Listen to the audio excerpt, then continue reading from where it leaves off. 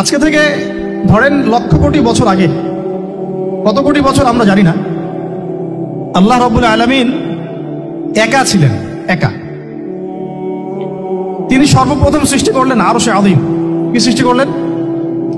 আরশ আল্লাহ রাব্বুল আলামিনের একটা এমন স্বতন্ত্র সম্মানিত একটা সৃষ্টি, যেটা সবচেয়ে বড় সৃষ্টি, এর চেয়ে বড় কোনো সৃষ্টি নাই। এমনকি কিয়ামতের মাঠে এই আরশের ছায়া আল্লাহ রাব্বুল আলামিন 7 শ্রেণীর মানুষকে ছায়া দিবেন। সুবহানাল্লাহ। ওই 7 শ্রেণী সম্পর্কে আমরা অন্য হাদিসে পড়ে নিব, অনেকে হয়তো জানেন। সেখানে ন্যায়পরায়ণ শাসক থাকবেন, তারপরে যুবক থাকবেন, যুবক শ্রেণী যারা যৌবনকালটা আল্লাহর ইবাদতে কাটিয়ে দিয়েছে। সুবহানাল্লাহ।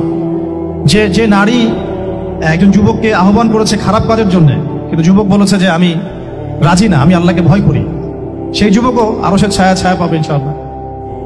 তারপরে সেই দুই ভাই বা ব্যক্তি যারা একে অপরকে আল্লাহর জন্য মহব্বত করে, তারাও আরশের ছায়া পাবে। এমন ব্যক্তি যে গোপনে দান করে, মানে ডান হাত দিয়ে কি দান করছে বাম হাত জানে না, তারাও আরশের ছায়া পাবে।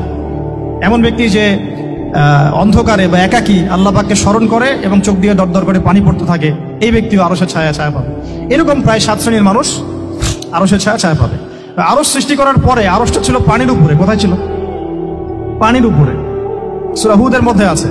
আমি শুধু রেফারেন্সগুলো আপনাদেরকে সূরাগুলো বলে দিব, বাসায় গিয়ে আপনারা পড়বেন। প্রত্যেকটা আয়াত কিন্তু এখানে ধরে ধরে বলার সময় নেই আর কি আমার কাছে। তো আরশটা ছিল পানির উপরে। এরপরে আল্লাহ রাব্বুল আলামিন আসমান এবং জমিন সৃষ্টি করেছেন 6 দিনে। পুরো মহাবিশ্ব আল্লাহ রাব্বুল আলামিন সৃষ্টি করেছেন কত দিনে? 6 দিনে। ফি সিত্তাতি আইয়াম, 6 দিনে। এখন সৃষ্টি করার পরে আল্লাহ রাব্বুল আলামিন কলম সৃষ্টি করেছেন। কি সৃষ্টি করেছেন? কলম। ইলমের সাথে যে কলমের সম্পর্ক, এটা একটু পরে আরো ক্লিয়ার হবে আপনাদের কাছে। আল্লাহ পাক কলম সৃষ্টি করে বলেছেন উক্তুব, কলম তুমি লিখো। কলম তো আমাদের সংজ্ঞামত জড় পদার্থ, তাই না? হ্যাঁ, তো আল্লাহ পাক বলছেন কলমকে তুমি লিখো। তো কলম কথা বলছে, মাযা আকতুব, আমি কি লিখবো? আল্লাহ পাক বলছেন লিখো, কিয়ামত পর্যন্ত যা যা হবে সব লিখে ফেলো।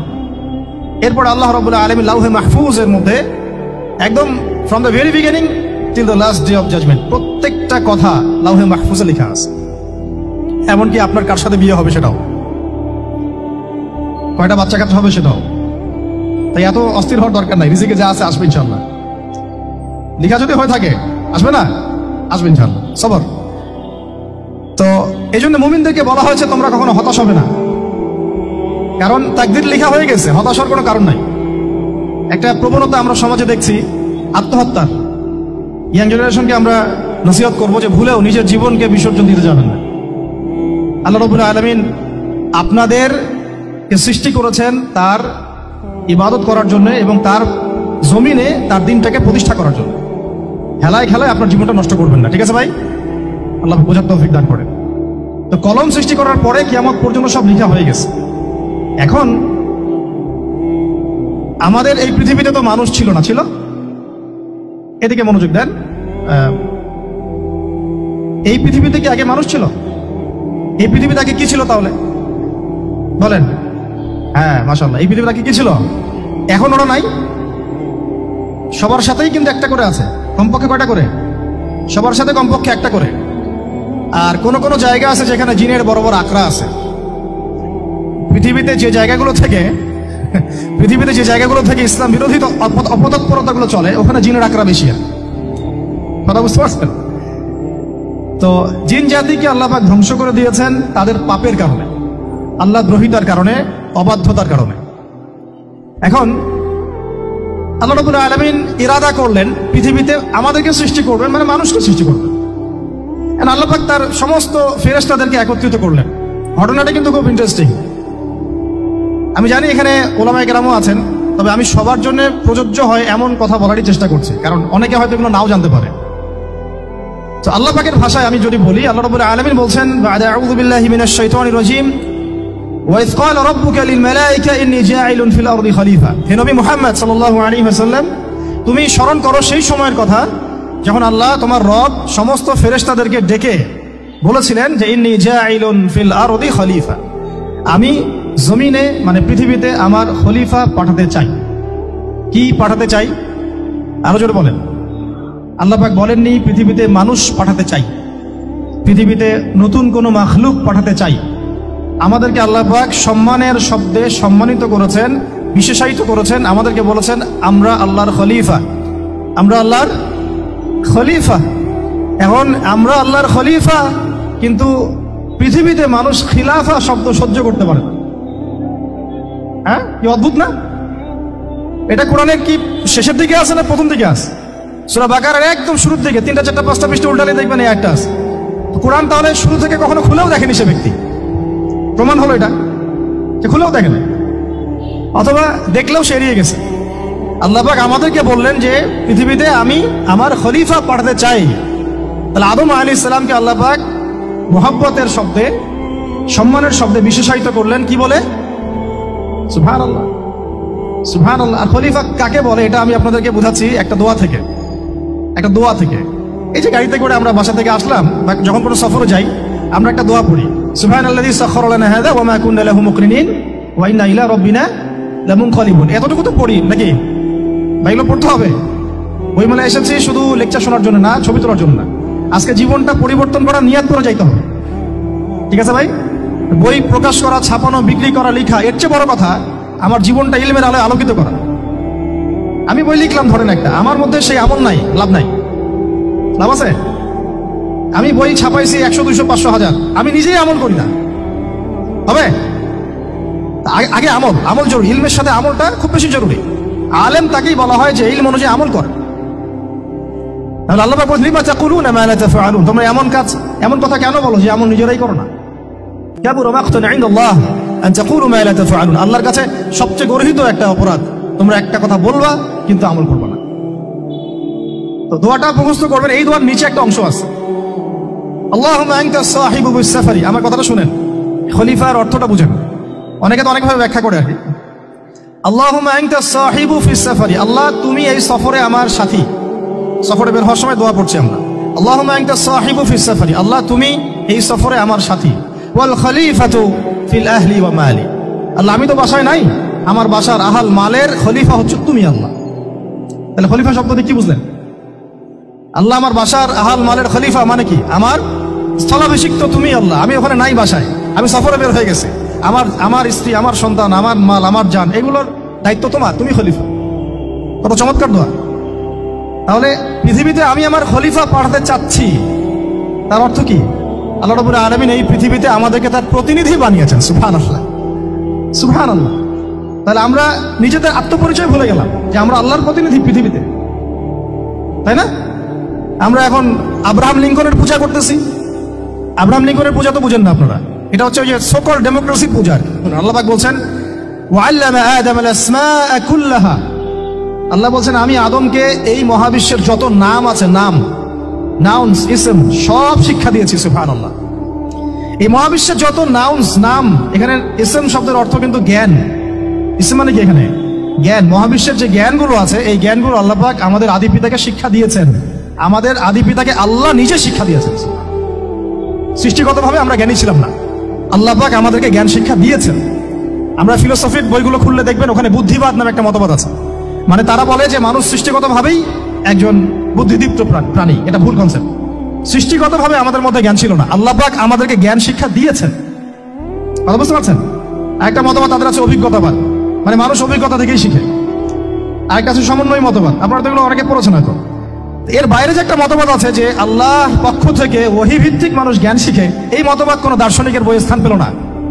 কি আফসোস, কি আফসোস। অথচ মুসলিম ঘরে দার্শনিক তারা। আমরাও পড়েছি ভাই 4 বছর এই কারণে গেলে। কি আফসোস, আল্লাহ পাকের ওহীর পক্ষ থেকে যে জ্ঞান আসতে পারে এইটা কনসেপ্টই নাই। অথচ এখানে কোরআনে আল্লাহ পাক বলছেন ওয়াল্লামা আদামাল আসমাআ কুল্লাহা, আমি আল্লাহ আদমকে সমস্ত নাম শিক্ষা দিয়েছি। সুবহানাল্লাহ। এরপরে এই যে জ্ঞান আদম আলাইহিস সালামকে আল্লাহ পাক শিক্ষা দিলেন, এর ফলশ্রুতিতেই আল্লাহ পাক বললেন যে ওয়াইজ কুলনা লিল মালাইকা উসজুদু লি আদম, হে ফেরেশতারা তোমরা এখন আদমকে সিজদা করো। কি ফেরেশতাদেরকে দিয়ে আল্লাহ পাক আমাদের পিতাকে সিজদা করালেন কিসের মানদণ্ডে? কিসের কারণে? জ্ঞানের কারণে। জ্ঞানের কারণে ফেরেশতাদেরকে আল্লাহ পাক বললেন যে এই নামগুলো বলে দাও তো তোমরা।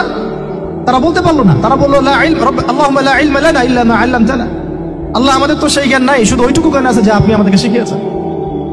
তখন আল্লাহ পাক বলেছিলেন যে আমি যা জানি তোমরা তা জানো না। আমি কি বলি নাই যে আমি আসমান জমিনের গায়েবের সব খবর জানি? তখন আল্লাহ বললেন যে তোমরা সবাই সিজদা করো আদমকে। তাহলে আমাদের পিতাকে খলিফা করা হলো, জ্ঞান শেখানো হলো, আল্লাহ পাক নিজে শেখালেন, ফেরেশতার মণ্ডলীদের দিয়ে সিজদা পর্যন্ত করালেন। কিসের মানদণ্ডে? আরো আসতে বলেন, জ্ঞানের মানদণ্ড। এখন যদি আমরা একটু প্রশ্ন ছুড়ে দেই নিজ নিজ বিবেকে, আমরা কি সেই ওহীর 10টা সূরাও শিখেছি? 10টা পারা কি পড়া হয়েছে কখনো? 10টা সূরারও কি অর্থ জানি? অনেকে তো 10টা আয়াতের অর্থ জানি না। আমরা কি সেই ওহীর 10টা হাদিস শিখেছি? তাহলে আমরা কোথায় সম্মান খুঁজতেছি? পশ্চিমাদের কাছে? বলেন। সত্যি সবচেয়ে আফসোস লাগে আমার একটা জিনিস, যে মুসলিমরা আমরা এখন আমাদের আত্মপরিচয় ভুলে যাচ্ছি, আর আল্লাহ পাক আমাদেরকে যেখানে সম্মান রেখেছেন ওইখানে সম্মান না খুঁজে আমরা অন্যের দাসত্বের সম্মান খুঁজতেছি। আল্লাহ আমাদেরকে বোঝার তৌফিক দান করে। এটা অজ্ঞতার কারণে হচ্ছে। আমাদের কাজ তাদেরকে সচেতন করা বা তাদেরকে মেসেজ পৌঁছে দেওয়া। আমরা উগ্র পন্থা অবলম্বন করব, আমরা হিকমার সাথে প্রজ্ঞার সাথে মানুষকে বোঝানোর চেষ্টা করব, এগুলো বোঝানোর অংশ। এখন আচ্ছা, আরেকটা কথা আপনাদেরকে বলি, একটা কথা আমি মাঝখানে মিস হয়ে গেছে। এই যে আল্লাহ পাক আমাদেরকে খলিফা করে পাঠিয়েছেন, খলিফার কাজ কি? প্রশ্ন না? আমাদের কাজ কি তাহলে? এই কাজটা আল্লাহ পাক আবার ব্যাখ্যা করেছেন সূরা সদের মধ্যে। কোন সূরায়? সূরা সদ। সদ নামে একটা সূরা আছে, সূরা ইয়াসিনের আগে পড়ে পাবেন। তো এখানে আল্লাহ পাক আরো একজন নবীকে তার খলিফা বলেছেন। সেই নবীর নাম দাউদ আলাইহিস সালাম। কি নাম? আর দাউদ আলাইহিস সালাম কিন্তু এই জেরুজালেম থেকে, যেখানে এখন ওই জায়নিস্টরা বোম্বিং করে আর কি, নিরীহ মুসলিমদেরকে হত্যা করে বিগত 70 বছর থেকে, ওই জেরুজালেম থেকে কিন্তু দাউদ আলাইহিস সালাম বিশ্ব শাসন করেছিলেন। তার পরবর্তীতে তার সন্তান সুলাইমান আলাইহিস সালামও কিন্তু ওখান থেকেই বিশ্ব শাসন করেছিলেন। আর এখনকার বনু ইসরাইল দাবিদার এই জায়নিস্টরা, তারাও কিন্তু ওই ফিকিরি করছে, ওখান থেকে তারা বিশ্ব শাসন করতে চায় এবং তারা মনে করে তাদের একজন মাসিহ আসবে, সেই মাসিহ আসলে তারা বিশ্ব শাসন করবে। আমরা সেই মাসিহের নাম জানি মাসিহুদ দাজ্জাল। কি নাম?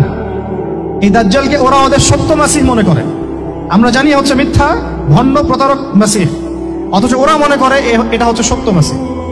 এই জায়গায় তারা ধোঁকা খাচ্ছে। অথচ সত্য মাসিহ হচ্ছেন ঈসা আলাইহিস সালাম, যিনি আবার শেষ জামানায় আসবেন এবং তার হাতেই এই মাসিহুদ দাজ্জাল মারা যাবে।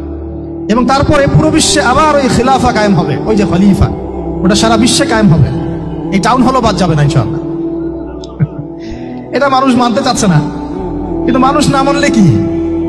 আল্লাহ পাকের নকশায় সব আঁকা আছে কখন কি হবে। কে কে কল্পনা করেছিল যে আজকে আপনারা বসে এখানে দিনের আলোচনা করবেন? হ্যাঁ, কল্পনা করা যায় তো? যে শব্দগুলো আপনারা বলছেন এগুলো বললেই তো নাই গায়ে, এখন বলছেন। কেউ কি কল্পনা করেছিল যে হঠাৎ করে এমন একটা সময় চলে আসতে পারে? কেউ কিন্তু কল্পনা করেনি, আল্লাহ পাকের নকশায় ছিল। এখানে আমাদের একটা আফসোসের কথা, এখানে মাস্টারমাইন্ড আল্লাহ রাব্বুল আলামিন। প্রকৃত মাস্টারমাইন্ড কে? আমরা ক্রেডিট নেওয়ার প্রতিযোগিতায় ব্যস্ত হয়ে আছি এখন, কার কত ক্রেডিট নেওয়া যায়। এখানে একক ক্রেডিট পাওয়ার যোগ্য কেউ না, সমস্ত ক্রেডিট কার? আল্লাহ রাব্বুল আলামিন। এটা আল্লাহর সাথে গাদ্দারি করতে যায় না, তাহলে ভুলে যান। কারণ আমি বারবার বলেছি আপনাদেরকে, কোরআন থেকে একটা শিক্ষা আমরা শিখেছি, একটা কম যখন মাজলুম থাকে, দুর্বল মাজলুম জুলুমের শিকার হচ্ছে, আল্লাহ পাক সেই কমটাকে বাঁচান, কোনো না কোনো একজন ত্রাণকর্তাকে পাঠান, কোনো একটা সূরাতে আল্লাহ পাক সেই কমকে বাঁচায় দেন। আবার যদি এই নিয়ামতটা পাওয়ার পরে ওই কম আবার এই জুলুম শুরু করে, আবার আল্লাহ দ্রোহিতা শুরু করে, আল্লাহ পাক তার চেয়ে বড় জালেম চাপাই দিবে। কথা বুঝতে পারছেন? আল্লাহর সাথে গাদ্দারি করতে যাই না, আল্লাহ পাক আমাদেরকে বোঝার তৌফিক দান করেন। খলিফার কাজটা কোথায় পাবেন? কোন সূরায় ভাই বলেন? সূরা সদে আল্লাহ পাক দাউদ আলাইহিস সালামকে খলিফা সম্বোধন করে বলছেন, ইয়া দাউদ। কি চমৎকার আহ্বান! ইয়া দাউদ, হে দাউদ, ইন্না জাআলনাকা খলিফাতান ফিল আরদ। দেখো, আমি আল্লাহ তোমাকে পৃথিবীতে খলিফা করেছি। কি করেছি? খলিফা করেছি। তোমার কাজ কি শোনো, ফাহকুম বাইনান নাসি বিল হক। বোঝার চেষ্টা করেন একজন খলিফার কাজ কি। খলিফা মানে আল্লাহর প্রতিনিধি, জমিনে যে দায়িত্বশীল, অন্য মানুষের উপরে যে দায়িত্বশীল, তার কাজ ফাহকুম বাইনান নাসি বিল হক, মানুষের মাঝে ন্যায় বিচার প্রতিষ্ঠা করবে, এটা তোমার কাজ। তাহলে এখন যারা আমরা এই জায়গায় আছি বা ভবিষ্যতে আসবো, আরো কাল আগাতে থাকবে, সময় আগাতে থাকবে, নতুন নতুন নেতৃত্ব আসবে, সবার ফাংশন একটাই, ফাহকুম বাইনান নাসি বিল হক। আমাদের কাজ হবে মানুষের মাঝখানে কি করা? ন্যায় বিচার, বিচার ফয়সালার ক্ষেত্রে ইনসাফ করা, ন্যায় বিচার করা। তো ন্যায় বিচার তো এখন জাদুঘরে আছে নাকি? হ্যাঁ, কোনো কোনো ক্ষেত্রে আমরা চাই না যে ন্যায় বিচার জাদুঘরে যাক, আমরা চাই আবারও ন্যায় এবং সাম্যের সমাজ প্রতিষ্ঠা হোক। ইনশাআল্লাহ এরপর থেকে আমরা কোনো অন্যায় সহ্য করব না। ইনশাআল্লাহ এরপর থেকে আমরা কোনো জল্লাদতন্ত্র কায়েম করতে দিব না। আমাদের যা আছে তাই নিয়ে প্রতিবাদ হবে ইনশাআল্লাহ। কারণ এখনকার প্রজন্ম প্রতিবাদের ভাষা বুঝে। এখন যদি আপনারা আবার সেই প্রাচীন জুলুমের তন্ত্রে মন্ত্রে ফিরে যান, তাহলে আল্লাহর গজব চলে আসবে, বড় গজব। তো খলিফার কাজ কি ভাই? কি কাজ বললাম বলেন? মানুষের মাঝখানে ন্যায় বিচার প্রতিষ্ঠা করা। আচ্ছা, আরো আছে আয়াত শেষ হয় নাই। আল্লাহ পাক বলছেন ওয়ালা তাত্তাবিউল হাওয়া, ন্যায় বিচার করতে গিয়ে নিজের দাসত্ব মানে প্রবৃত্তির অনুসরণ করো না। ন্যায় বিচার করতে গিয়ে নিজের প্রবৃত্তির অনুসরণ করো না, মন গড়া বিধানের অনুসরণ করো না। আমার মামা, আমার চাচা, আমার খালু পার করে দিও না। প্রবৃত্তির অনুসরণ মানে কি? মন যাচাই তাই করো না। ন্যায় বিচার করতে গিয়ে আল্লাহ পাকের বিধান মেনে চলো। কারণ সূরা মাইদাতে আল্লাহ পাক বলেছেন আয়াত নাম্বার 44, 45, 47-এ, ওয়ামান লাম ইয়াহকুম বিমা আনজালাল্লাহ ফাউলাইকা হুমুল কাফিরুন, যারা আল্লাহ পাকের হুকুম অনুযায়ী বিচার ফয়সালা করে না তারা কাফির। 45-এ কি আল্লাহ বলছেন ওয়ামান লাম ইয়াহকুম বিমা আনজালাল্লাহ ফাউলাইকা হুমুল ফাসিকুন, যারা আল্লাহ পাকের বিধান অনুযায়ী বিচার ফয়সালা করে না এরা ফাসিক, পাপাচারী। 47 নম্বর আয়াতে কি আবার বলছেন ওয়ামান লাম ইয়াহকুম বিমা আনজালাল্লাহ ফাউলাইকা হুমুজ জালিমুন, যারা আল্লাহর হুকুম বিধান অনুযায়ী বিচার ফয়সালা করে না এরা জালেম। তো কাফেরও বলেছেন আল্লাহ, ফাসিকও বলেছেন, জালেমও বলেছেন। তাহলে বিচার ফয়সালা করার ক্ষেত্রে আল্লাহ পাকের বিধানকে সর্বোচ্চ অগ্রাধিকার দিতে হবে। নিজের প্রবৃত্তির অনুসরণ করা যাবে না। যদি করে তাহলে কি হবে? ইউদিল্লাকা আন সাবিলিল্লাহ, তাহলে এটা তোমাকে আল্লাহর রাস্তা থেকে সরাই নিয়ে যাবে। এর ফলে কি হবে? জেনে রাখো ইন্নাল্লাযীনা ইউদিল্লুনা আন সাবিলিল্লাহ লাহুম আযাবুন শাদীদ বিমা নাসু ইয়াওমাল হিসাব। এটা পরে দেয়, নিশ্চয় যারা আল্লাহ পাকের সরল পথ থেকে বিচ্যুত হয়ে গেছে তাদের জন্য কাল কিয়ামতের মাঠে আছে আযাবুন শাদীদ। আযাবুন শাদীদ মানে কঠিন কঠিন যন্ত্রণাদায়ক শাস্তি, এই কারণে যে তারা কিয়ামতের দিনটাকে ভুলে গিয়েছে। শাদীদ এর অর্থটা কি এটা বোঝার জন্য আপনাকে সূরা হাদীদ পড়তে হবে। কোন সূরা? আসলে কোরআনের আয়াতগুলো হচ্ছে আকাশের তারার মতো। তারা দেখবেন আকাশের, তারা দেখাও সুন্নত। ইসলাম তো রসকসহীন ধর্ম না রে ভাই, সবকিছুই আছে এখানে। আসলে আমরা জানি না বলে আমরা মনে করি যে এখানে কোনো বিনোদনই নাই, তাই না? এই গান বাজনা না করলে কি হয়, মন শান্তি হয়, এরকম একটা ভাব। যদি আপনি কোরআনের ভিতর ঢুকে যান, আপনার হৃদয়ে এমন নূর আসবে, এমন তৃপ্তি আসবে যে ওগুলো আপনার শুনতে ইচ্ছা করবে না। আপনি কান বন্ধ করে ফেলবেন, নিজেই বলতেই হবে না। এখন কিছু নতুন ইসলামিস্ট আসছে, তারা এগুলোকে ইসলামের অন্তর্ভুক্ত বলে মনে করার দাবি করতেছে, যেগুলো এগুলো তো নিষেধ নাই, এগুলো তো নিষেধ করা হয় নাই। কতটুকু জানেন ইসলাম সম্পর্কে? আপনি না জেনে কেন কথা বলেন? নবী সাল্লাল্লাহু আলাইহি ওয়াসাল্লাম রাস্তা দিয়ে হাঁটছেন, ওই সময় তো অনেক পূজা অর্চনা ইত্যাদি হতো মক্কায়। তো এখানে ঢাক ঢোলের শব্দ আসছে। নবী সাল্লাল্লাহু আলাইহি ওয়াসাল্লাম নিজের 2 আঙ্গুল কানের মধ্যে ঢুকিয়ে দিলেন, দিয়ে পাশে একজন সাহাবী তাকে জিজ্ঞাসা করছেন হাঁটতে হাঁটতে হাঁটতে হাঁটতে, তুমি কি এখন আওয়াজ শুনতে পাচ্ছ? সাহাবী বলেন না ইয়া রাসূলুল্লাহ, এখন আওয়াজ শুনতে পাচ্ছি না। তখন তিনি হাত কান বের করলেন। এটা নবীর সুন্নাত। আর আমরা নবীর সুন্নাতকে উল্টাই দিচ্ছি কিভাবে দেখেন, আমাদের কানেই এখন ইয়ারফোন। উনি যেটা শুনে কান বন্ধ করতেন ওইটা আমরা কানে ঢুকা রাখছি এখন। আল্লাহ আমাদেরকে বোঝার তৌফিক দান করেন। দেখেন আমরা তো সবাই পাপী। আমার মনে হয় না আমরা কেউ নবী সাল্লাল্লাহু আলাইহি ওয়াসাল্লামের সুপারিশ ছাড়া পার পাবো, এমনটা মনে হয় না আমার। সবাই পাপী, আপনি আমি আমরা সবাই। তো সেই যে নবীর সুপারিশ আমরা প্রত্যাশা করছি, সেই নবীর সুন্নতকে যদি এইভাবে অবজ্ঞা করতে থাকি তাহলে কি সুপারিশ পাবো ভাই? কি মনে হয় আপনাদের? অ্যাটলিস্ট সুন্নতকে তো সম্মান করতে হবে নাকি? আল্লাহ বোঝার তৌফিক দান করেন। আমি তাহলে যেটা বলছিলাম যে আল্লাহ পাকের বিধান অনুযায়ী বিচার ফয়সালা করতে হবে, এটা খলিফার কাজ। ন্যায় বিচার করতে হবে মানুষের মাঝখানে, এবং নিজের প্রবৃত্তির অনুসরণ করা যাবে না, তাহলে আল্লাহর পথ থেকে দূরে সরাই দিবে। এখানেই বললাম শাদীদ বুঝতে গেলে আপনাকে কোন সূরা পড়তে হবে? সূরা হাদীদ। আকাশের তারার কথা কেন বললাম? যে আকাশের তারাগুলো যদি মেলাতে পারেন দেখবেন বিভিন্ন শেপ তৈরি হয়। প্রত্যেকটা তারার অবস্থানের গাণিতিক একটা ব্যাখ্যা আছে। যারা অ্যাস্ট্রোনমি নিয়ে পড়াশোনা করেন তারা জানেন, এগুলা সবাই জানবেন না। প্রত্যেকটা তারাকে আল্লাহ পাক এত সূক্ষ্মভাবে স্থাপন করেছেন যে যদি একটু সামান্য একটু ডানে বামে এগুলো সরে যায়, মহাবিশ্বের এই স্থিতিশীলতা নষ্ট হয়ে যাবে। এবং এটার কসমও আল্লাহ পাক কোরআনে করেছেন সূরা ওয়াকিয়ার মধ্যে। কোন সূরা? সূরা ওয়াকিয়াতে আল্লাহ পাক বলেছেন ফালা উকসিমু বিমাওয়াকিইন নুজুম, আমি তারার অবস্থান স্থলের স্থিতির কসম করে বলছি। আল্লাহ পাক এর কসম করেছেন। কত গুরুত্বপূর্ণ জিনিস, ঠিক আছে? পরের গুলো বললাম না। সূরা হাদীদ কেন পড়বেন? সূরা হাদীদ আল্লাহ পাক বলেছেন যে ওয়ানজালনাল হাদীদা ফীহি বাসুন শাদীদ। এটা শাদীদ বোঝাতে গিয়ে হাদীদে আসছে। আল্লাহ পাক বলছেন যে আমি আল্লাহ পৃথিবীতে আসমান থেকে লোহা নাজিল করেছি। অবাক করা বিষয় না? লোহার খনি খুঁজতেছেন আপনারা মাটির নিচে, তাই না? আল্লাহ পাক বলছেন আমি লোহা নাজিল করেছি। আনজালনা, ঠিক যেমন ইন্না আনজালনাহু ফি লাইলাতুল কদর, আমি লাইলাতুল কদরে কোরআন নাজিল করেছি, আসমান থেকে নাজিল হয়েছে, তাই না? এরকমই ওয়া আনজালনাল হাদিদা, আমি হাদিদ লোহা নাজিল করেছি। ফিহি বাসুন শাদীদ, যে লোহার মধ্যে আছে কঠিন শক্তি আছে না? আয়রন যে অণু পরমাণুগুলো, এগুলোর শক্তি সবচেয়ে বেশি না? কেমিস্ট্রিতে আপনারা পড়েছেন। তাহলে এখন আল্লাহ পাক বলছেন কিয়ামতের দিন তাদের জন্য আযাবুন শাদীদ, যারা আল্লাহ পাকের খলিফার দায়িত্ব পালন করবে না, যারা খলিফার দায়িত্ব পেয়েও ন্যায় বিচার করবে না, ইনসাফ করবে না, প্রবৃত্তির অনুসরণ করবে, ঠিক আছে, আল্লাহর পথ থেকে বিচ্যুত হয়ে যাবে, তাদের জন্য কিয়ামতের মাঠে এই শাস্তি আছে। তাহলে আমরা কি খলিফা শব্দ বুঝতে পারলাম? আমাদের পিতা যে খলিফা, এটা কি বুঝতে পারলাম? তাহলে এখন বলেন তো, প্রত্যেক নবী কি আল্লাহর খলিফা ছিলেন না? ছিলেন কিনা? প্রত্যেক নবী কি আল্লাহর বিধান দিয়ে বিচার ফয়সালা করেন নাই? মানুষের মাঝখানে ইনসাফ করেন নাই? ন্যায় বিচার প্রতিষ্ঠা করেন নাই? এরপরে সাহাবায়ে কেরামের যুগে তারা কি ন্যায় বিচার প্রতিষ্ঠা করেন নাই? তাহলে হঠাৎ করে কি হলো বিশ্ববাসীর মধ্যে যে একেবারে কোরআন হাদিস এর মৌলিক বিষয়গুলো, এগুলো সব পাশ কাটিয়ে আমরা মানব রচিত বিধানগুলোর দিকে চলে গেলাম? রহস্যজনক না বিষয়টা? এটা হচ্ছে দাজ্জালীয় একটা শাসন আসতেছে সামনে। দাজ্জাল নিজেকে খোদা বলে দাবি করবে, সে সমস্ত মানব জাতিকে বুঝাবে যে সেই খোদা, নাউযুবিল্লাহ। সে অনেক ভেলকি দেখাবে, মানুষকে তার দিকে টেনে নিয়ে আসবে, এমনকি সে এক হাতে জান্নাত এক হাতে জাহান্নাম নিয়ে ঘুরবে। নবীজি বলেছেন যে তার জান্নাতে প্রবেশ করবে ওটাই তার জাহান্নাম, আর যে তার জাহান্নামে প্রবেশ করবে সেটাই হচ্ছে জান্নাত। তাহলে পুরো বিশ্ববাসীকে আল্লাহ থেকে দূরে সরিয়ে একটা গডলেস ওয়ার্ল্ডে রূপান্তরিত করার একটা তৎপরতা চলছে, লক্ষ্য করতেছেন না? এটা মূলত আপকামিং যে দাজ্জালীয় সভ্যতার ভবিষ্যৎবাণী নবীজি করেছেন, এইদিকেই ওয়ার্ল্ড যাচ্ছে আস্তে আস্তে ওইদিকে যাচ্ছে। তবে নবীজি এটাও বলেছেন সাল্লাল্লাহু আলাইহি ওয়াসাল্লাম যে আমার উম্মতের মধ্যে একটা তাইফা, একটা দল, কিছু মানুষ সব সময় হকের উপর অটল থাকবে ইনশাআল্লাহ, কিন্তু তাদের সংখ্যা হবে খুব কম। এখন আমাকে আপনারাই বলেন যে ওই হকের উপর অটল থাকতে হলে আমার সেই জ্ঞান লাগবে কি লাগবে না? বলেন।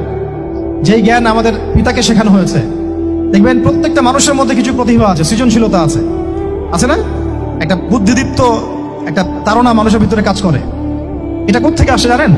আমাদের পিতার ডিএনএ থেকে আসছে। আমাদের পিতার ডিএনএ থেকে, আমরা কিন্তু সবাই তার সন্তান।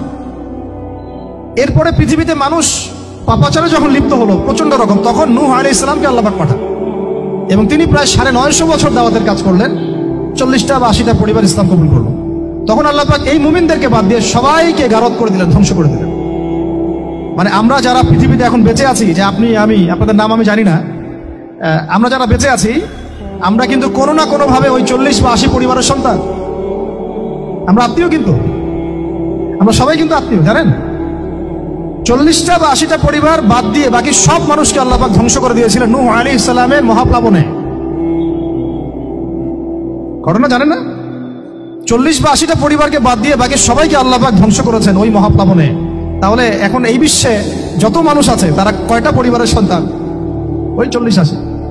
আমরা কোনো না কোনো ভাবে একে অপরের আত্মীয় হই, মুসলিম অমুসলিম সবাই, মুসলিম অমুসলিম সবাই। আমরা যে অসাম্প্রদায়িকতার কথা বলি না, এই শব্দটাকে ভালো অর্থে নেওয়া যায়। কি অর্থে? অন্যান্য ধর্মাবলম্বী মানুষ যারা, তারা তাদের ধর্ম স্বাধীনভাবে পালন করবে, কোনো সমস্যা নেই, আমরা তাদের এই কাজে বাধা দিতে যাব না। একইভাবে আমরা আমাদের ধর্ম স্বাধীনভাবে পালন করব, তারা এখানে কোনো বাধা দিতে পারবে না। সিম্পল। তারা তাদের উৎসব তাদের মতো পালন করবে, আমরা আমাদের উৎসব আমাদের মতো পালন করব। না আমি মূর্তি পাহারা দিতে যাব, আর না আমি মূর্তি ভাঙতে যাব। সিম্পল। আমি পাহারাও দিতে যাব না, ভাঙতেও যাব। সিম্পল। আমরা কি কুরবানিতে তাদেরকে বলতে পারবো ভাই আসেন আমার বাসায় দাওয়াত খান? এটা হয় কখনো? লাকুম দীনুকুম ওয়ালিয়া দিন, আপনাদের দিন আপনাদের, আমাদের দিন আমার। সিম্পল। এই অর্থ ঠিক আছে, কিন্তু সব ধর্ম মিলে যে নতুন ধর্ম বানানোর চেষ্টা করা হচ্ছে বাংলাদেশে, এটা ঠিক নাই। এটা শুভঙ্করের ফাঁকি। সব ধর্ম মিলে নতুন ধর্ম করার কোনো সুযোগ নাই। আমরা সবাই এক পরিবারের সন্তান। এখন আমাকে বলেন, নূহ আলাইহিস সালামের একটা ছেলে ছিল, নাম জানেন? কি নাম বলেন? না না, মাশাআল্লাহ। কয় ছেলে ছিল তার?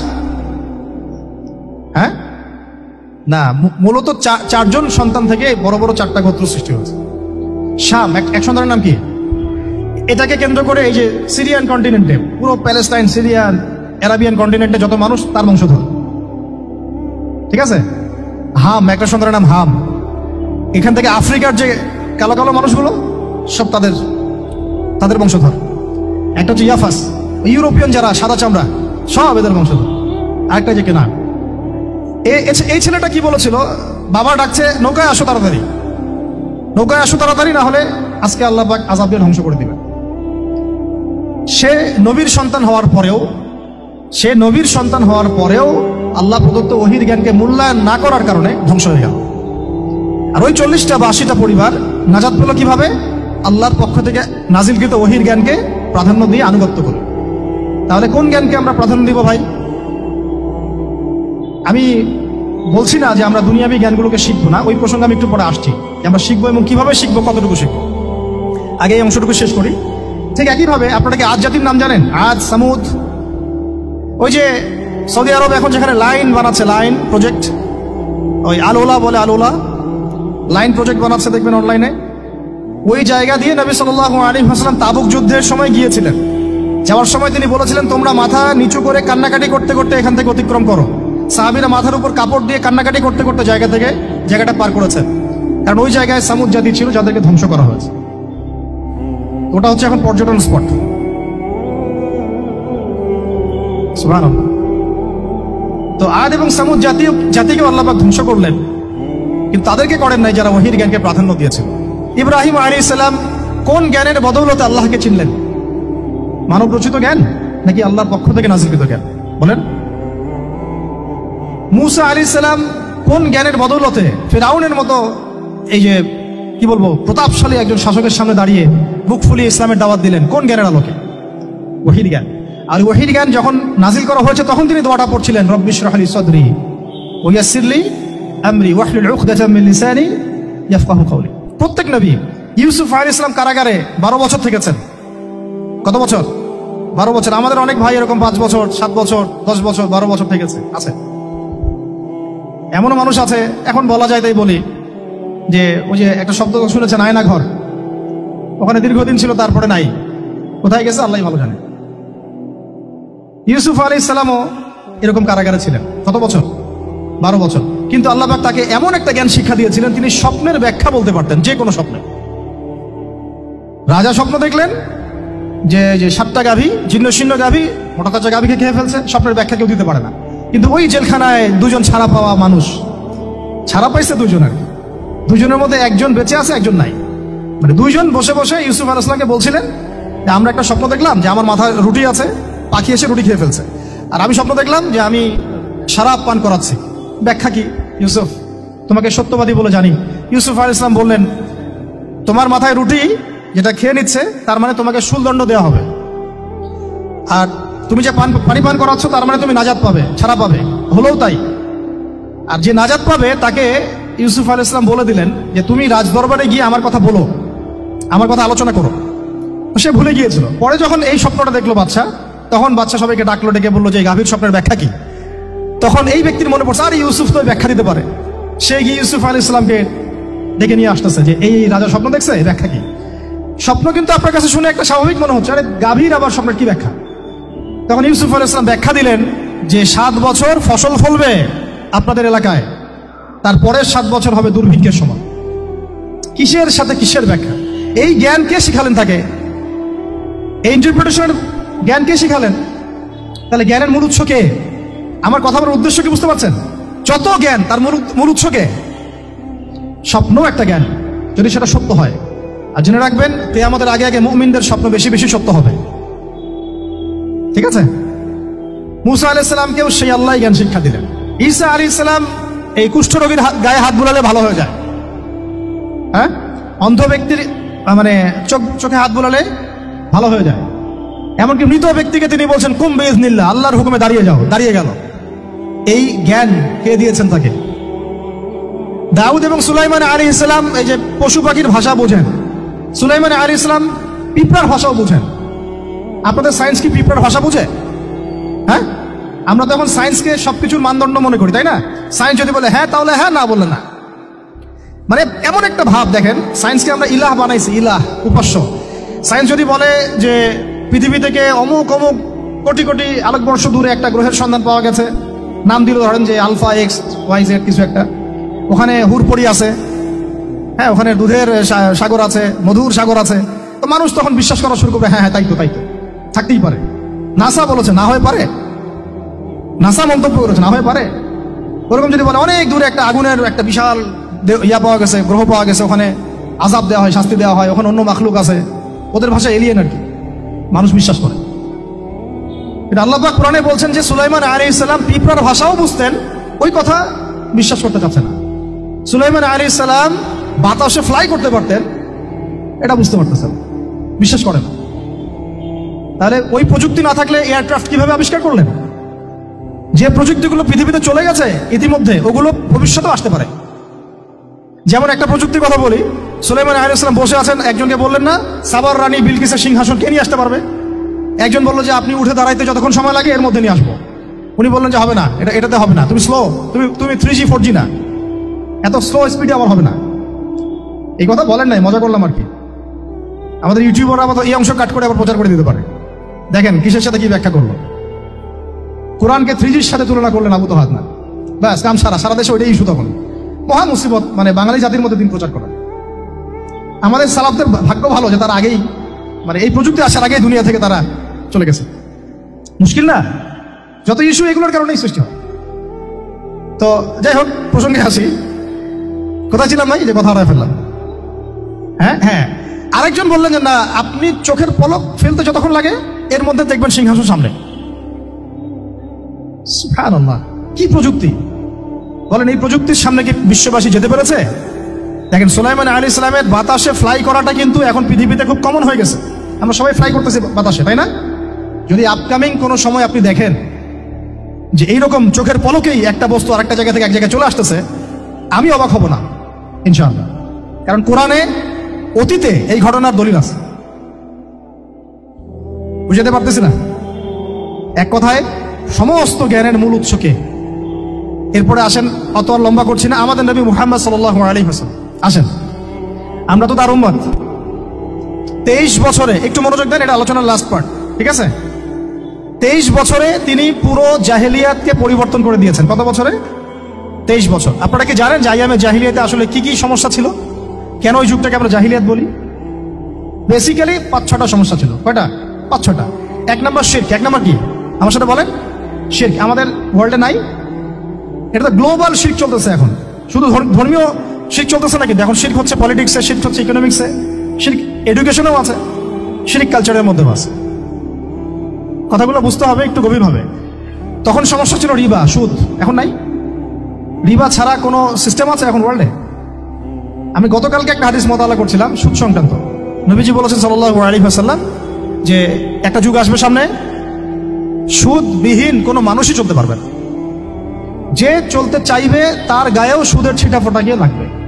আসে নাই সেই যুগ? সুবহানাল্লাহ, কিভাবে তিনি এত স্পেসিফিকলি কথাগুলো বলতে পারেন? নিশ্চয়ই তিনি এমন একজন সত্তার কাছ থেকে জ্ঞান পেয়েছেন যিনি সব জানেন, অতীত, বর্তমান, ভবিষ্যৎ, তাই না? এমনকি নবীজি বলেছেন ইমামুল মাহদির সময় যে 10 জন ঘোড়সাওয়ার বের হবে এবং তারা গিয়ে খোঁজ নিতে যাবে যে দাজ্জাল বের হয়েছে কিনা, নবীজি বলছেন আমি সেই 10 জনের নামও জানি, তাদের বাবার নামও জানি। সুবহানাল্লাহ, সুবহানাল্লাহ। কিয়ামতের মাঠে আলী রাদিয়াল্লাহু আনহু, আবু বকর রাদিয়াল্লাহু আনহু, ওমর, উসমান রাদিয়াল্লাহু আনহুম আজমাইন, তাদের হিসাবটা কেমন হবে ওইটাও নবী সাল্লাল্লাহু আলাইহি ওয়াসাল্লাম আগেই বলে দিয়েছেন। সবচেয়ে দ্রুত হিসাব হবে এই উম্মতের আলী ইবনে আবি তালিব রাদিয়াল্লাহু আনহু। যাবেন, বের হবেন, শেষ। কি মানুষ, তার জীবনীটা পড়ে দেখবেন। আমি শেষের দিকে বলে দিব আপনাদেরকে আজকে, এবং এটা রেকর্ডেড থাকবে, ইনশাআল্লাহ অনলাইনে দিয়ে দিব, যে আপনারা কোন কোন সাবজেক্টের বই কিনবেন। বই মেলা তো শুধু মানে আসলেন একটা র্যান্ডমলি বই কিনলেন এমন না, টপিক ধরে ধরে সাবজেক্ট ওয়াইজ বই কিনতে হবে, ঠিক আছে ভাই? বই কেনার পিছনে টাকা পয়সা খরচ যদি না করেন, মানে দিনের জন্য অর্থ ব্যয় করার মানসিকতা না থাকে, এলেম পাওয়া যাবে। অনেক মুহাদ্দিস নিজের গায়ের জামা খুলে দিয়ে পর্যন্ত বই নিয়ে বাসায় গিয়েছে, জানেন?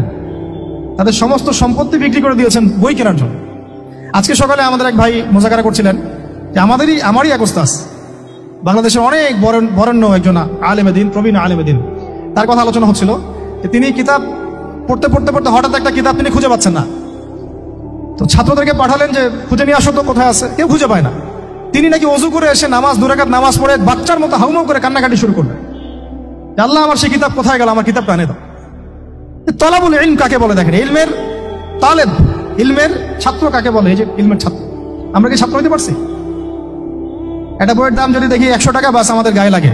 100 টাকা দিয়ে তো আপনার গার্লফ্রেন্ডকে নিয়ে বসতে গায়ে লাগে না, বসলে তো 500 টাকা চলে যায়। জিনা থেকে বাঁচতে না পারলে কলবে আল্লাহ নূর আসবে না। আল্লাহ পাক আমাদের কথাগুলো বোঝার তৌফিক দান করেন, আমিন। জিনা, আবার বলছি, জিনা থেকে বাঁচতে হবে, অন্যথায় কলবে নূর আসবে না। আল্লাহ পাক আমাদেরকে বোঝার তৌফিক দান করেন, আমিন। কোথায় ছিলাম ভাই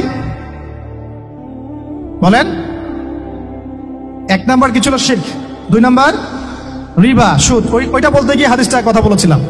এই সুদটা কি এখন বেশি না কম? এখন সুদ মানুষ খাচ্ছে, যুক্তিও দিচ্ছে যে এই যুগে এখন সুদ না খাইলে কি চলে। একদিন একটা মসজিদে বয়ান করছিলাম, তো মসজিদে বয়ানের মাঝখানে একজন দাঁড়ায় গেল, দাঁড়ায় আমাকে বলছে যে ওস্তাদ হুজুর, বুঝলাম আপনার সব কথা ঠিক আছে, এখন আমার 1 লাখ টাকা ধার লাগবে, আমি কোত্থেকে নিব? বলেন আসলে উত্তর দিবেন কি? হ্যাঁ, সুদের ক্ষতিকর বিষয়গুলো যেমন বলতে হবে, সুদবিহীন ব্যাংকিং সিস্টেম এবং অর্থনৈতিক ব্যবস্থাও তো চালু করতে হবে। সেটা কি? সেটা হচ্ছে জাকাত। সেটা কি? জাকাত, সাদাকা এবং কর্জে হাসানা। এগুলো তো চালু করছি না আমরা শুধু কথা বলছি তাত্ত্বিক যে সুদ হারাম।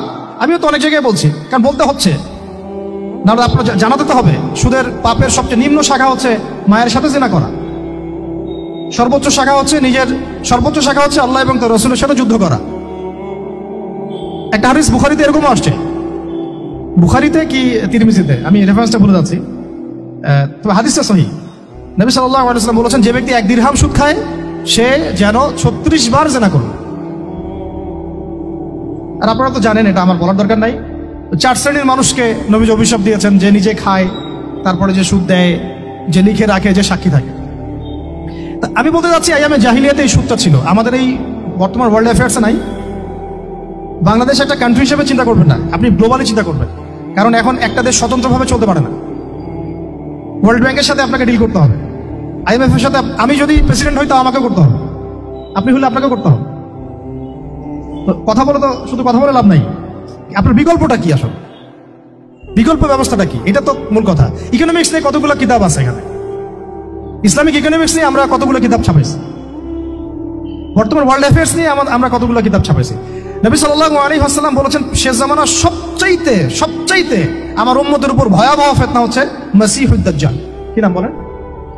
এখন আপনি আমাকে মাদ্রাসার পুরো সিলেবাসে, কন্টেন্টে আমাকে দাজ্জাল নিয়ে একটা ফ্যাকাল্টি দেখান, আছে? কয়টা কিতাব আছে? সবচেয়ে ভয়াবহ ফিতনা, নবীর মুখে, নিজের মুখে বলা, সবচেয়ে ভয়াবহ। এর চেয়ে ভয়াবহ কোনো ফিতনা আসে নাই, আসবেও না। তো এখন আপনি আমাকে বলেন যে এই ফিতনা সংক্রান্ত কতগুলো কিতাব আপনার কাছে আছে বাসায়, বলেন? তাহলে গ্যাপস আছে না আমাদের মধ্যে? গ্যাপস ফিল আপ করতে হবে। কথাগুলো বলার উদ্দেশ্য হচ্ছে গ্যাপসটা ফিল আপ করা। তো এই রিবার সমস্যাটা এখনো আছে। আল্লাহ পাক আমাদেরকে রিবা মুক্ত জিন্দেগি দান করেন, আমিন। এবং আমি রিকোয়েস্ট করবো বিনয়ের সাথে, যে আমাদের ঊর্ধ্বতন কর্তৃপক্ষ যারা আছেন, শুধু একটা কাজ করেন না, একটা কাজ 1টা বছর করেই দেখেন না কি হয়। প্রত্যেকটা মুসলিম, অমুসলিমদের কথা বলছেন, যেহেতু এটা খিলাফা স্টেট না, সেহেতু অমুসলিমরা এখানে জিজিয়া দিবে না। খিলাফা স্টেটে অমুসলিমরা জিজিয়া দেয়, এটা তো খিলাফা স্টেট না, এটা তো ডেমোক্রেটিক স্টেট এবং সেকুলার স্টেট। শুধু মুসলিমদের কাছ থেকে, যাদের নিসাব পরিমাণ সম্পদ হয়েছে জাকাত দেওয়ার, সবার কাছ থেকে রাষ্ট্রীয়ভাবে বাধ্যতামূলক জাকাত নেন, দেখেন না অর্থনীতি সচল হয় না হয় না। 1টা বছর নিয়ে দেখেন না কি হয়। কেউ এই উদ্যোগ গ্রহণ করতে পারতেছে না। কেন হচ্ছে না আমরা বুঝতে পারতেছি না। কর্জে হাসানার এনজিও চালু করা যায়। আমরা অনেক সংগঠন করছি, সোশ্যাল, অরাজনৈতিক ইত্যাদি রাজনৈতিক। আমরা ইকোনমিক এনজিও খুব একটা করতে পারছি না। কিন্তু এই জায়গাগুলো দখল করে ফেলছে, দেখেন কারা কারা, নাম বলতে যাচ্ছি না। এবং যারা যারা দখল করছে তারা কিন্তু এখন রাষ্ট্রের অনেক বড় বড় জায়গা হস্তক্ষেপ করতেছে। ইভেন ট্রান্সজেন্ডারের মধ্যে ইস্যু কিন্তু তারাই ঢুকাই দিচ্ছে ভিতরে, ঢুকায় নাই? উত্তরবঙ্গ জুড়ে, পুরো উত্তরবঙ্গে ঘুরে আসেন, দেখেন কাদের তৎপরতা বেশি। নীলফামারীতে সফর করে দেখলাম যে ওখানে একটা গ্রামের মধ্যে 24টা এনজিও কাজ করতেছে, শুধুই সব। তারপরে মানুষ তামাক চাষ করে খাচ্ছে। একটা দল দাবি করতেছে নবী সাল্লাল্লাহু আলাইহি ওয়াসাল্লাম ছাড়াও আরো নাকি নবী আসতে পারে, নাউযুবিল্লাহ। এবং ওই যে মির্জা গোলাম আহমেদ তাদের অন্তর্ভুক্ত। মানুষ ওই দলের নাম লিখাচ্ছে চাকরির জন্য, ব্যবসা করতেছে তারা দেশের মধ্যে। আরে ভাই, শুধুমাত্র তাত্ত্বিক কথাবার্তা না, আমাদের আসলে আমাদের সংগ্রামটা কিন্তু বহুমুখী। শুধু ইলম অর্জন তো একটা বেসিক জিনিস, এই বেসিকটাই এখনো হচ্ছে না আমাদের। ইলম অর্জনটা বেসিক জিনিস, এটাই হচ্ছে না। এরপরে আপনার অর্থনীতি সমৃদ্ধ করা, সংস্কার করা, সমাজ সংস্কার করা, রাজনৈতিক অঙ্গনগুলোর মধ্যে যে অরাজকতা, এগুলোকে সংস্কার করা, কত কাজ আমাদের। কিন্তু আমরা কিন্তু একটা জায়গাতেও স্থির নাই। ইভেন একটা মাসালাতেও আমরা এক জায়গায় আসতে পারতেছি না, ঐক্যবদ্ধ হতে পারতেছি না। আমরা খুবই ব্যাকডেটেড চিন্তা করতেছি এই জায়গাতে। অথচ আমাদের উচিত ছিল এই প্রবলেমগুলোকে আরো 30-40 বছর আগেই সলভ করা। তাহলে এখন হয়তো আপনি ভালো কিছু পেতেন। আমাকে একটা প্রতিষ্ঠান দেখান যেখানে নুরানি থেকে নিয়ে, মানে নুরানি থেকে দাওরা বা ক্লাস নার্সারি থেকে মাস্টার্স, এরকম সিলসিলায় ইসলামিক শিক্ষা এবং জেনারেল শিক্ষাকে একত্রিত করে একটা সিলেবাস মেনটেন করে পড়ানো হচ্ছে। আমাকে কয়েকটা প্রতিষ্ঠানের নাম বলেন, আমি ওখানে আমার মেয়েকে ভর্তি করাবো। আমাকে দেন, রেডিমেড দেন, আমার ছেলেকে ভর্তি করাবো। আমরা ফিকির করতেছি না। এটা হওয়া উচিত ছিল বিগত 30 বছর আগেই। আমি আপনাদেরকে বলি যে প্রকাশনা সংস্থার ভাইরা আছেন অনেকে এখানে। ধরেন আমাদের রংপুরের কোনো ভাই আপনাদেরকে পুরো 1 বিঘা জমি দিল, বা ধরেন 5 বিঘা জমি দিয়ে দিল, ঠিক আছে? আর আমরা সবাই মিলে দেশবাসীর কাছ থেকে টাকা কালেক্ট করে একটা কনস্ট্রাকশন দাঁড় করে প্রতিষ্ঠান দাঁড় করালাম, একেবারে অনার্স, মানে নুরানি থেকে নিয়ে, মানে প্লে গ্রুপ থেকে নিয়ে মাস্টার্স, এরকম ফ্যাকাল্টি আর করলাম। এখন ভাই আপনারা যারা বই প্রকাশ করতেছেন, আমাকে কি আপনারা বই দিতে পারবেন? প্রত্যেকটা ক্লাসে আমি কোন কোন বই পড়াবো পারবেন? আমাকে কি সিলেবাস দিতে পারবেন? কথা বলেন। প্লে গ্রুপে কোন কোন বই পড়াবো আমাকে দেন, নার্সারিতে দেন, STD 1-এ দেন, 2-তে দেন, 3-তে দেন, 5-এ দেন, এভাবে আপনি আমাকে ক্লাস 10 পর্যন্ত দেন। তারপরে কি আপনি আমাকে অনার্স, মাস্টার্স, এই ফ্যাকাল্টিগুলো আলাদা আলাদা, এগুলো কি ইউনিভার্সিটি আদলে আপনি কি আমাকে সাজা দিতে পারবেন? আমরা জায়গা দিব, টাকা দিব, প্রতিষ্ঠান করে দিব। প্রকাশনা সংস্থা থেকে কি আমরা এতটুকু পেতে পারি?